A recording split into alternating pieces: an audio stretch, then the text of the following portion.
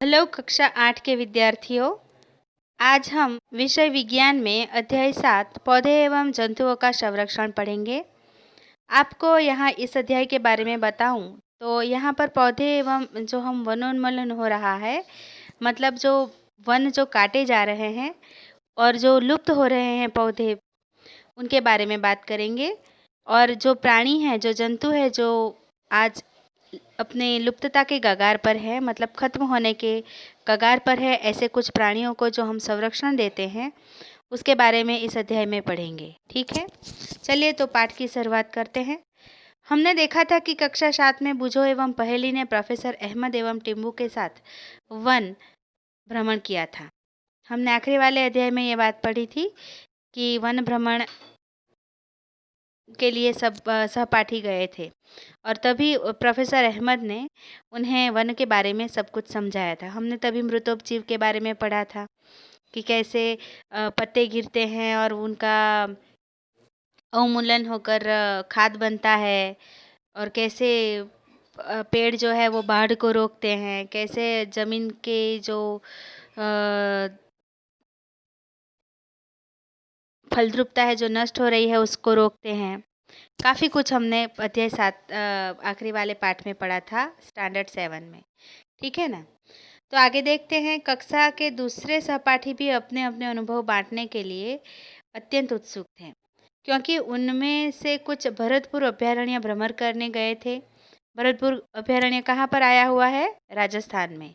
कुछ ने काजीरंगा राष्ट्रीय उद्यान, लोकचाव वन्य जंतु अभयारण्य तथा ग्रेट निकोबार बायोस्फीयर रिजर्व और बाघ संरक्षित क्षेत्र इत्यादि के बारे में सुना हुआ था।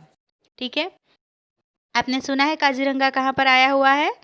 काजीरंगा नेशनल पार्क जो है वो असम मेघालय की तरफ आया हुआ है, पूर्व भारत में। और वो एक सिंगी गैंडा जो होता है उसके लिए प्रख्यात है। वहाँ पर बाघ भी पाए जाते हैं। लोकचाव वन्य जंतु अभयारण्य तथा ग्रेट निकोबार बायोस्फीयर रिजर्व कहाँ पर है? तो ये ग्रेट निकोबार बायोस्फीयर हमारे यहाँ साउथ में, निकोबार जो टापू है ना, अंडमान निकोबार, वहाँ पे आया हुआ है। वहाँ पर हमें समुद्र में जो मूंगे होते हैं ना वो पाए जाते हैं, और उनके संरक्षण के लिए वहाँ पर संरक्षित क्षेत्र घोषित किया गया हुआ है। और बाघ संरक्षित क्षेत्र कहाँ पर आया हुआ है? वो यहाँ पर बंगाल में जो हमारा सुंदरवन है, वहाँ पर उन्हें संरक्षित क्षेत्र बनाया गया है। और उसके अलावा भी बहुत सारे हैं। राष्ट्रीय उद्यान वन्य जंतु अभयारण्यों एवं जैव मंडल संरक्षित क्षेत्रों को बनाने का उद्देश्य है। क्या है? तो आपको पता है कि जहाँ पर संरक्षित क्षेत्र बनाए जाते हैं, वहाँ पर प्राणी को संरक्षण दिया हुआ होता है, तो वो वहाँ पर अपना संरक्षण और संवर्धन दोनों कर सकते हैं। वहाँ पर वो निश्चिंत होकर घूम फिर सकते हैं और अपने बच्चे पैदा कर सकते हैं, है ना। अब हम देखते हैं 7.1 वनोन्मूलन एवं इसके कारण। हमारी पृथ्वी पर नाना प्रकार के पौधे एवं जंतु पाए जाते हैं। ये मानव जाति के अस्तित्व एवं भली प्रकार से रहने के लिए आवश्यक होते हैं। आज इन जीवों के अस्तित्व के लिए वनोन्मूलन एक बहुत बड़ा खतरा बन गया है। पता है आपको, हमारे पृथ्वी पर अनेक प्रकार के, तरह तरह के, कई प्रकार के, करोड़ों प्रकार के पौधे पाए जाते हैं और कई प्रकार के जंतु, मतलब प्राणी भी पाए जाते हैं। लेकिन ये मानव जाति के अस्तित्व एवं भली प्रकार से रहने के लिए आवश्यक होते हैं। ये जो पौधे होते हैं, ये और यह हमारे प्राणी जो होते हैं, वो मानव जाति के अस्तित्व के लिए भली प्रकार से आवश्यक होते हैं। लेकिन आज क्या हो रहा है? हम लोग वन काट रहे हैं। उनका कारण क्या है? तो कृषि के लिए, भूमि प्राप्त करने के लिए, घरों बनाने के लिए, कारखाने बनाने के लिए, फर्नीचर बनता है हमारे घरों में, बड़े बड़े फर्नीचर का लकड़ी का बनता है, तो उसके लिए और ईंधन के लिए हम लोग वन काट रहे हैं। तो वन काटने से वनोन्मूलन का मतलब क्या होता है? कि वनोन्मूलन का मतलब यह है कि वनों को समाप्त करने पर प्राप्त भूमि का अन्य कार्यों में उपयोग करना। वनोन्मूलन का मतलब क्या होता है पता है? हम जानते हैं कि वनोन्मूलन का अर्थ है वनों को समाप्त कर प्राप्त भूमि का अन्य कार्यों में उपयोग करना। वन में वृक्षों की कटाई निम्न उद्देश्यों से की जाती है। हमने अभी भी बातें की ये सारी। कृषि के लिए, घरों के लिए, कारखानों के लिए और फर्नीचर बनाने के लिए और ईंधन के रूप में उपयोग होता है।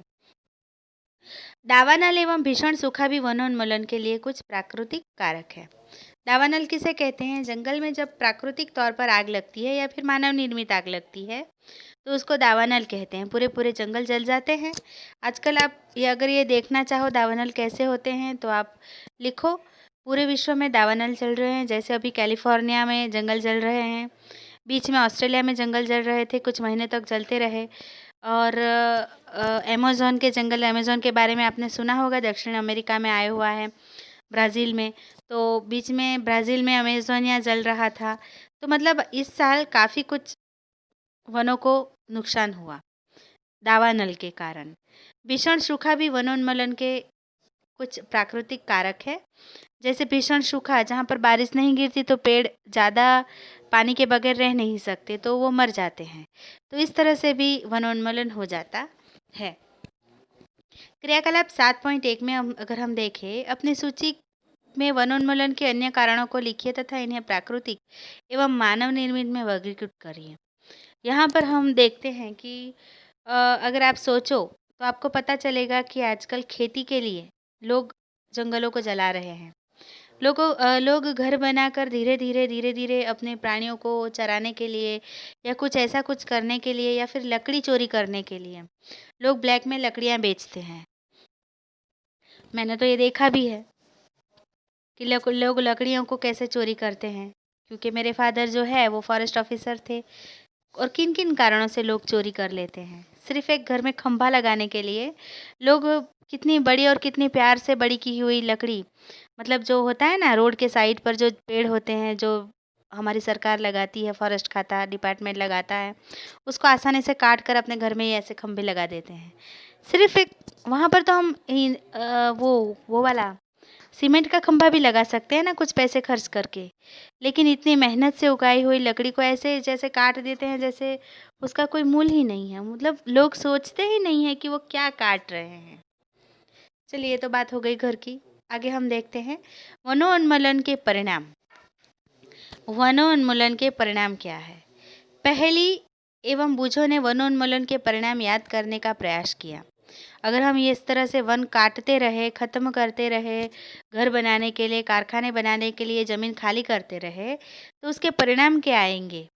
उसके परिणाम आज नहीं दिखाई देंगे, सालों के बाद दिखाई देंगे। लेकिन तब तब हमने सब कुछ ख़त्म कर दिया होगा। तो देखते हैं क्या परिणाम आएंगे। उन्हें स्मरण है कि वनोन्मूलन से पृथ्वी पर ताप एवं प्रदूषण के स्तर में वृद्धि होती है। वो तो हम कभी के पढ़ रहे हैं। आगे भी मैंने बताया था कि वनोन्मूलन के कारण हमारा जो पृथ्वी पर जो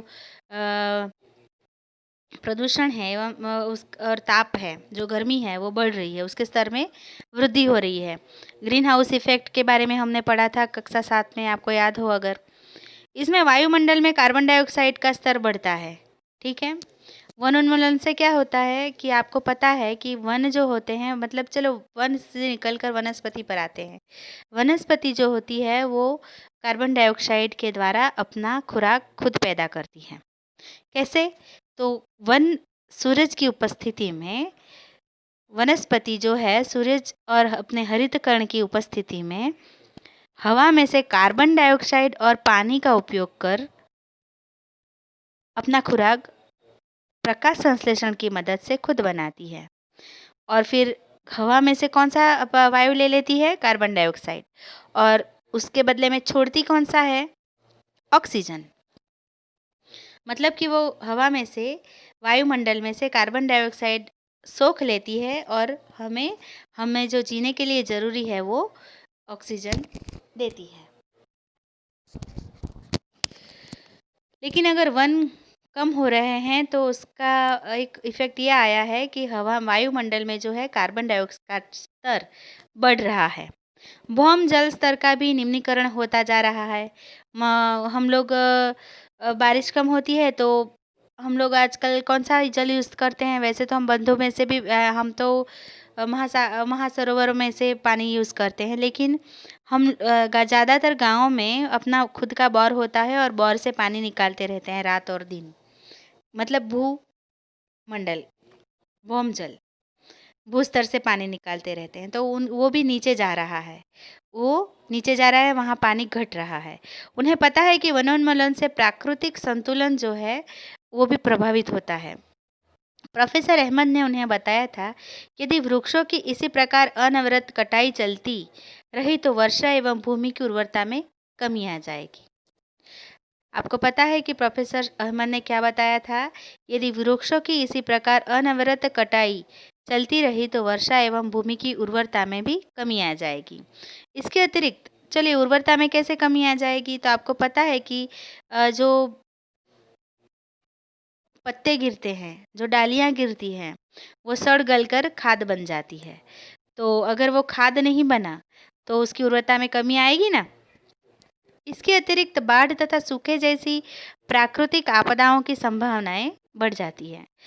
हमने ये भी पढ़ा था कि ज़्यादातर पेड़ जो होते हैं वो बाढ़ को रोक लेते हैं तथा सूखे जैसी प्राकृतिक आपदाओं से भी या आपदाओं की संभावनाएं भी बढ़ जाती है, क्योंकि अगर पेड़ नहीं होंगे तो वहाँ पर बादल भी नहीं बने रुकेंगे और वहाँ पर बारिश भी नहीं गिरेगी, बादल आराम से आगे चले जाएंगे।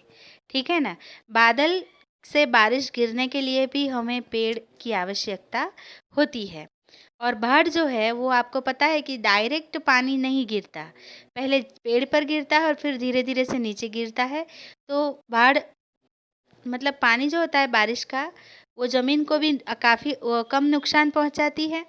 और बाढ़ बनने के लिए जो पानी का जो बहाव होता है वो भी धीरा हो जाता है। तो इस तरह से हमें पेड़ पौधे मदद करते हैं। याद कीजिए कि प्रकाश संश्लेषण की क्रिया में पौधों को भोजन बनाने के लिए कार्बन डाइऑक्साइड की आवश्यकता होती है। हमने अभी इसी के बारे में बात की।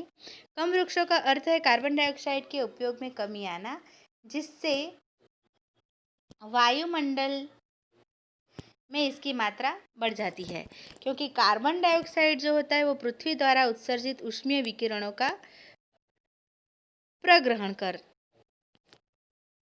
लेती है। इसके बारे में हमने अभी थोड़ी देर पहले मैंने आपको बताया, ग्रीन इफेक्ट बनता है, ग्रीन हाउस इफेक्ट बनता है। मतलब ये है कि एक तो इफेक्ट हमने बड़ा बताया कि कार्बन डाइऑक्साइड ले लेती है वनस्पति और बाद में क्या छोड़ती है, ऑक्सीजन छोड़ती है और वो ज़्यादा छोड़ती है।